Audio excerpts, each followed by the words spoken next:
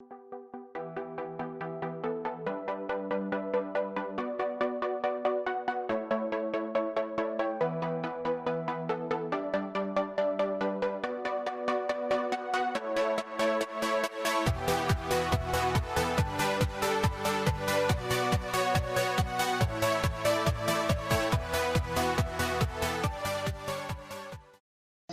हूँ रोशन चिकने और आज अपन सीखेंगे आईटीसी की provisions, that is input tax credit की प्रोविजंस, जो practical as well as academic perspective से बहुत ही ज्यादा इंपॉर्टेंट है। ठीक है, तो विदाउट वेस्टिंग एनी टाइम चालू करते हैं। What is ITC, what are the provisions under GST ITC. पहले सबसे उसके पहले मैं एक बात करूं आईटीसी के ऊपर, इनपुट टैक्स क्रेडिट के ऊपर एक रफ आइडिया तो मैंने पहले बहुत सारे लेक्चर्स के अंदर दे ही दिया है। इनपुट टैक्स क्रेडिट यानी क्या होता है? It is a one kind of set of. ये आपको सेट ऑफ मिलता है किसके अगेंस्ट? अगेंस्ट योर जीएसटी का पेमेंट, जीएसटी लाइबिलिटीज। कैसे मिलता है ये सेट ऑफ? जब भी कोई रिसिप सप्लायर जो फर्दर जाके गुड्स सप्लाइड करता है, वो पहले या तो गुड्स मैन्युफैक्चर करता रहेगा या तो परचेस करता रहेगा। तो if the goods are purchased, तो from the dealer from whom the goods are purchased, the recipient pays GST to them। तो जो भी अमाउंट ऑफ जीएसटी हमने पे किया है at the time of purchase, उसका अपने को सेट ऑफ मिल जाता है। सेम गुड्स जब भी अपन क्या करेंगे, सप्लाई करेंगे और उससे कस्टमर से जीएसटी कलेक्ट करेंगे। तो ITC is nothing but set of, okay, against your GST payment, against your GST liabilities. तो चलो ये इतना आइडिया इनफ है। अभी देखते क्या है आईटीसी के अंदर। सबसे पहले व्हाट इज आईटीसी देख लेंगे। तो it is nothing but at the time of paying tax on output, जब तुम अपने आउटपुट यानी सेल्स के ऊपर जब भी टैक्स पे करते हो, you can reduce the tax. तो वो अमाउंट ऑफ टैक्स तुम रिड्यूस कर सकते हो। किस अमाउंट से, क्या हद तक? यू हैव ऑलरेडी पेड, तो अमाउंट रिड्यूस्ड हो जाएगी जो तुमने ऑलरेडी पेड की है। कभी पे की थी? बोलता है ऑन इनपुट्स यानी ऑन परचेसेस, एंड पे द बैलेंस अमाउंट। तो क्या लिखा है यहाँ पे? आउटपुट के टाइम पे जो लायबिलिटी आएगी, इनपुट के टाइम पे जो ऑलरेडी पेमेंट किया है उससे रिड्यूस करो, ओके, एंड बैलेंस अमाउंट को पे करो।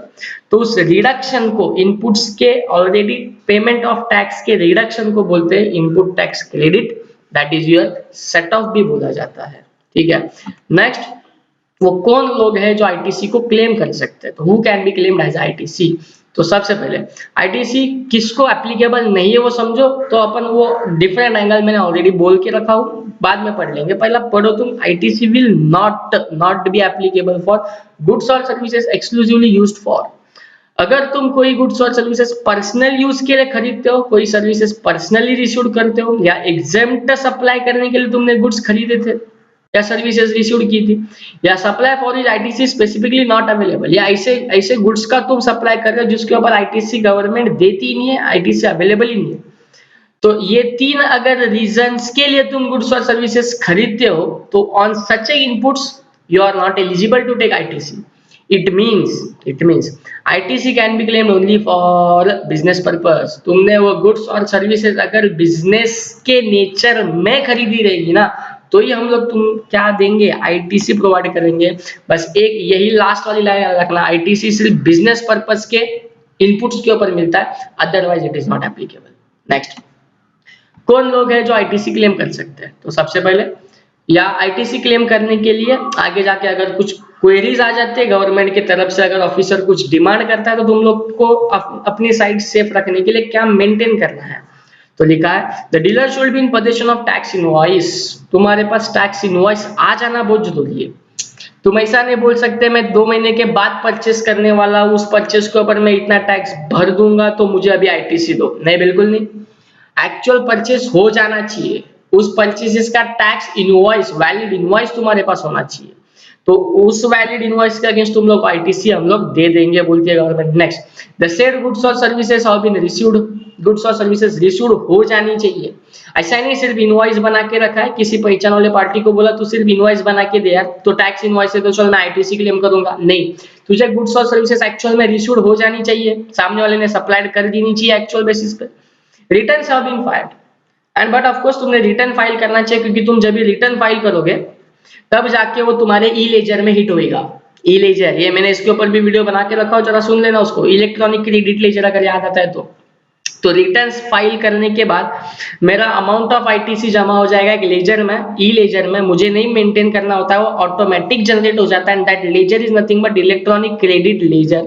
तो इलेक्ट्रॉनिक क्रेडिट लेजर में जब भी अमाउंट आती है तभी तो मैं आईटीसी क्लेम कर पाऊंगा ना, तो to claim the ITC returns must be filed. Next, the tax charge has been paid to the government by the supplier, जहां से जिस सप्लायर से तुमने गुड्स इश्यूड किए थे ना, उस सप्लायर ने सामने गवर्नमेंट को टैक्स पे कर देना चाहिए, तो जाके गवर्नमेंट आपको क्या करेगी, आईटीसी का बेनिफिट देगी। अगर सप्लायर ने सामने से पेड ही नहीं किया, उसके लिए भी एक टाइम पीरियड रखा है, उस टाइम पीरियड के अंदर वो चेंज होते रहता है, उस टाइम पीरियड के अंदर अगर उसने पे नहीं किया तो फिर मुझे आईटीसी गवर्नमेंट और एडवांस में क्यों देके रखेगी। गवर्नमेंट क्या बोलता है, पहला तेरे सप्लायर ने हम लोग को टैक्स भरने दे, गवर्नमेंट के पास टैक्स आ गया और उस टैक्स का तू आईटीसी का क्लेम मांगता है तो हम लोग दे सकते हैं, लेकिन अगर सामने वाले ने टैक्स भरा भी नहीं और तो आईटीसी भी क्लेम कर रहा है तो ये तो डबल लॉस हो जाएगा हमारा। तो गवर्नमेंट को सप्लायर ने टैक्स पे करना जरूरी है, इंपॉर्टेंट पॉइंट है ये। नेक्स्ट, ये थोड़ा इंपॉर्टेंट लाइन, अगेन एक नेक्स्ट पॉइंट जरा पढ़ लेना मेरे साथ अच्छे से, क्वेश्चन बन सकता है इसके ऊपर। Question, when goods are issued in instalments, अगर गुड्स तुम लोग इंस्टॉलमेंट में इश्यूड कर रहे हो थोड़ा थोड़ा करके, then ITC can be claimed only when the last lot is issued, last instalment, last lot के टाइम पे आईटीसी लेना। मिसाल के तौर पर मैं 1 लाख रुपीस का गुड्स परचेस किया हूँ, 1 लाख रुपीस का गुड्स जो मैं 4 क्वार्टर में रिसीव करने वाला हूँ, 1 बाय 1 करके, या 4 मंथ्स में मुझे रिसीव होने वाले गुड्स, 4 मंथ्स में टोटल जो भी वैल्यू के गुड्स है। तो जब भी फर्स्ट इंस्टॉलमेंट, फर्स्ट लॉट जब भी रिसीव हुआ, तभी मैंने फर्स्ट लॉट के अमाउंट के ऊपर आईटीसी क्लेम करूं? नहीं, बिल्कुल नहीं। टोटल के ऊपर करूं? बिल्कुल भी नहीं। सेकेंड, थर्ड कभी नहीं। फोर्थ, लास्ट लॉट आने दे, तेरा total value of the goods receive हो जाने दे, फिर जाके after the last lot you receive you can claim ITC. And last point, no ITC will be allowed if depreciation has been claimed. But of course यार, ये capital goods की बातें चल रही है, एसेट की बात चल रही है। अगेन जरा एग्जांपल सुनना अच्छे से। मैं कोई एसेट परचेज किया जो 1 लाख रुपीस का है, ओके, 1 लाख रुपीस का एसेट, जिसके ऊपर सपोज रैंडम फिगर 20,000 का मैंने जीएसटी भरा हो, 20,000 का जीएसटी भरा, तो मैं इनपुट है ना वो मेरा कैपिटल गुड्स परचेस मतलब माई इनपुट, तो 20,000 का जीएसटी भरा, तो उस 20,000 के ऊपर मैं बोलता हूँ गवर्नमेंट को, चल मैं आईटीसी क्लेम करूंगा। गवर्नमेंट देगा क्या? आईटीसी जरूर देगा यार, क्योंकि वो मेरा परचेस है, मैंने वो असेट जो खरीदा है, जो कैपिटल गुड्स है, वो मेरा बिजनेस पर्पस के लिए खरीदा है, तो गवर्नमेंट को 20,000 का आईटीसी का सेट ऑफ देना ही पड़ेगा। तो मैंने क्या 20,000 का आईटीसी का सेट ऑफ लेने का सोचा। फिर जब भी मैंने उस फिक्स असेट को मेरे बुक्स ऑफ अकाउंट में रिकॉर्ड किया, तो उसको 120 पे रिकॉर्ड किया। अभी जरा अच्छे से समझो प्लीज ये बात, 120 पे एसेट रिकॉर्ड किया तो उसको डेप्रिशिएट भी मैं 120 पे करूंगा, तो यहाँ पे गवर्नमेंट का डबल लॉस हो गया। क्या डबल लॉस? 120 पे एसेट लिखता है तू, तो एडिशनल 20 भी एसेट के अंदर रिकॉर्ड हो गया, तो एडिशनल 20 भी कभी ना कभी ओवर द डेप्रिशिएट के फॉर्म में तो राइट ऑफ करते चलेगा, तो डायरेक्ट टैक्स में उसका बेनिफिट ले लेगा तू। Depreciation is your non cash expense, तो पीएनएल में हिट करेगा, तो फिर तुम लोग का प्रॉफिट कम आएगा, तो तू डायरेक्ट टैक्स कम भरेगा।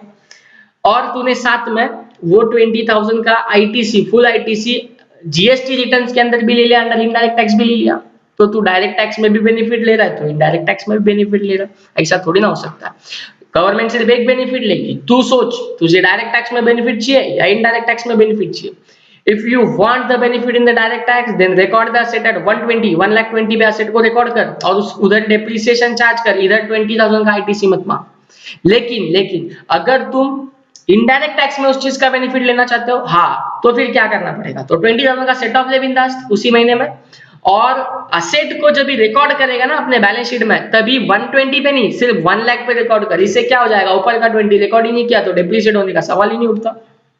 आई होप ये पॉइंट आपको अच्छे से क्लियर है, अच्छे से समझा है। नहीं समझा है तो ये पीछे जाओ, इसको बार बार सुनो, समझ में आ ही जाएगा। ये बहुत अच्छा पॉइंट है, ये बहुत अच्छा पॉइंट है। डेप्रिसिएशन या तो क्लेम करो या तो आईटीसी क्लेम करो, दोनों नहीं मिलेगा। तू सोच तुझे आईटीसी चाहिए कि डेप्रिसिएशन चाहिए।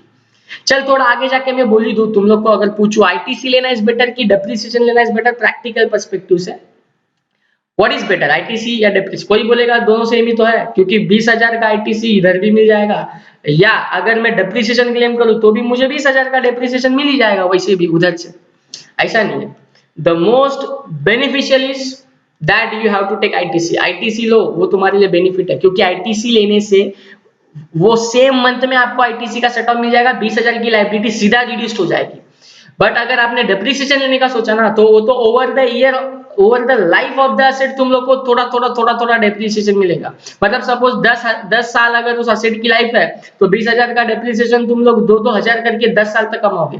तो इट्स बेटर कि आज के आज विद इन नेक्स्ट मंथ तुम लोग 20,000 का सेट ऑफ लो, या इट इज बेटर कि मैं ओवर द 10 years उसका सेट ऑफ लूं थोड़ा करके। तो इट इज ऑलवेज बेटर यार नेक्स्ट मंथ में सेट ऑफ ले खत्म कर। तो आईटीसी कहाँ पे लेना बेटर है? In the case of capital goods assets में लेना इज बेटर, मतलब डेप्रिसिएशन के फॉर्म में लेना इज बेटर या आईटीसी के फॉर्म में? तो ऑलवेज एंड ऑलवेज आईटीसी के फॉर्म में लेना is always and always better. तो this is all about ITC. Reversal of ITC भी होता है, आईटीसी रिवर्स भी हो जाता है आगे जाके, मतलब तुमने अभी क्लेम किया था बाद में जाके रिवर्स करना पड़ सकता है अगर तुमने कुछ कंडीशंस वगैरह सेटिस्फाइड नहीं की तो। एकेडमिक पर्सपेक्टिव से बीकॉम बैक वालों के लिए वो इतना ज्यादा काम की चीज नहीं है, लेकिन सीएमए सीए स्टूडेंट्स को बट ऑफ कोर्स वो काम का है। तो आईटीसी के बारे में जितना मुझे बोलना था इतना काफी है, ठीक है। चैनल को सब्सक्राइब करना मत भूलना। That's it for the day, thanks to all of you. और प्रैक्टिकल प्रॉब्लम्स जो भी रहेंगे इसके आईटीसी के ऊपर के, वो अपन मैं अलग से सेशंस उसके ऊपर बना दूंगा। How to solve the practical problems, how to take the set off, how to adjust your ITC against your GST payments, वो देख लेंगे, ठीक है।